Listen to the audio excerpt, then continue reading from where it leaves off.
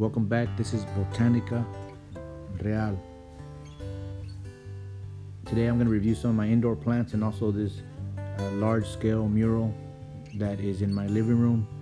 As you walk in, that is the first thing you see. These are not all my indoor plants, but these are most of them.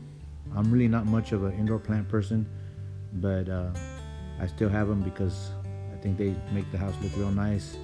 Indoor plants do improve the quality of your air inside your home, provide oxygen, and remove some toxins from the air.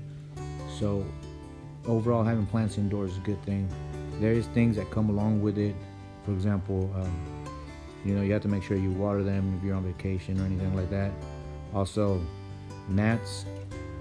You can get gnats. I used to get gnats, and I found out that basically I was watering too much. So if you have gnats, it's a clear sign that you're watering too much. I noticed that if you kind of let the plants tell you when they need to be watered, they'll start drooping or something like that. Or, I don't water them till they're bone dry, and that's every 2 or 3 weeks out. And I'll kind of go along with my experience. So this is a Pothos plant. It's very common. Some people call it devil's ivy. You see it in office buildings, homes, schools. It's probably one of the hardiest plants that you could get for indoors. You don't really have to worry about watering it that much. It's easy to propagate. You just clip off and put it in the soil, put it in water, and wait for it to get roots, and then just place it. And it's an easy plant to take care of. And it's not my favorite. A lot of people say that it thrives in low light conditions. That's kind of a lie. There's no such thing as thriving in low light. There's surviving in low light conditions, and this one does good in surviving. But I wouldn't say it thrives. It gets real lanky, but it's a nice plant. If you've killed a lot of plants before indoors, more likely this has to do with watering. I'd recommend this one. This is they call it, the common name is a ZZ plant. It's very easy to keep alive. You have to, I don't water this one every 2 to 3 weeks probably. There's been times I'm sure I go a month without watering. It has waxy, thick leaves. It has this adaptation on the bottom, kind of like bulbs where the roots are at, and it stores water there. So you'll see right now, when I put my finger in the soil, you could tell that the soil is bone dry, and you could see there one of the it's like a sphere, a bulb that it has under there where that contains water. So you don't have to worry about watering these plants every 2 to 3 weeks. It's almost impossible to kill this plant, other than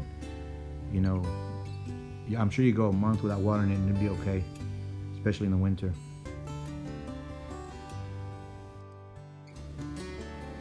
This is another view of the same wall. Only one wall. The other walls are just white, but I think it makes this wall stand out quite a bit. This mural was created by my wife. She's an artist, and on a spare day, she I think it took her about 3 days to paint this, and I'll talk a little bit more about it later. This is a Chinese evergreen. It's really common, easy to take care of. This is a money tree.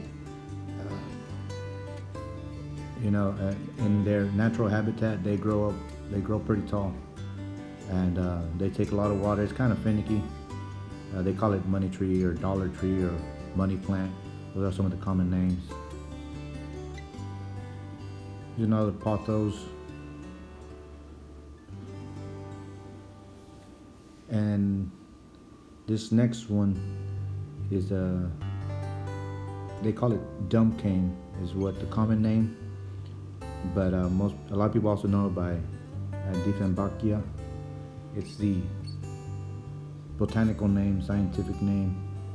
It has really, really big leaves, as you can tell. I'm gonna say probably a foot long. It's pretty sturdy.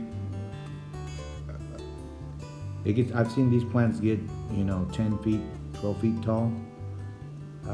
It is considered to be poisonous for if toxic if it's ingested by animals or humans. So I like how it drops on water due to its transpiration. So you know, if you have kids, I have a young kid, and I always told him it was poison, don't eat it, and you know, it wasn't a big deal. It said that it numbs the mouth, so you know, maybe not the best if you have animals that chew on it. But this is a fiddle-leaf-fig. I heard people say this is finicky. I wouldn't say. When I bought it, I put it in one place. It was about 1 foot tall, and now it's 7 feet tall. So it's been here for 3 years. Also, just water every 2 weeks, probably a little bit. Pretty big leaves. Some of the big ones are about 10, 12 inches. Also, it makes the house gives a real tropical environment. This is the mural that my wife created. Those berries are pretty striking. The colors, you know, I just told her that, you know, I wanted something that had to do with flowers and plants, and you know, after look at some images, she went. It's not complete. It's not 100% complete, but I like it. And it's I think it's 16 feet by 8 feet tall. And I mean, we always get compliments. Like I said, it's not complete, but almost there. And she just got all sorts of flowers on there with a dark background for the contrast. But this is the one that's on my thumbnail. This is a Mexican thornless lime tree. Not the best. I made a video how this is my worst tree because in the summer it has to be outside, but it can't put up with temperatures below 40 degrees Fahrenheit. So I had to bring it back in. It is flowering a little bit indoors. This year I didn't get that many limes from it, but it had a pretty bad year. The previous year it got attacked by scale, which is really common on any type of citrus. Anyway, so here's another image, and Botanica Real. Adios.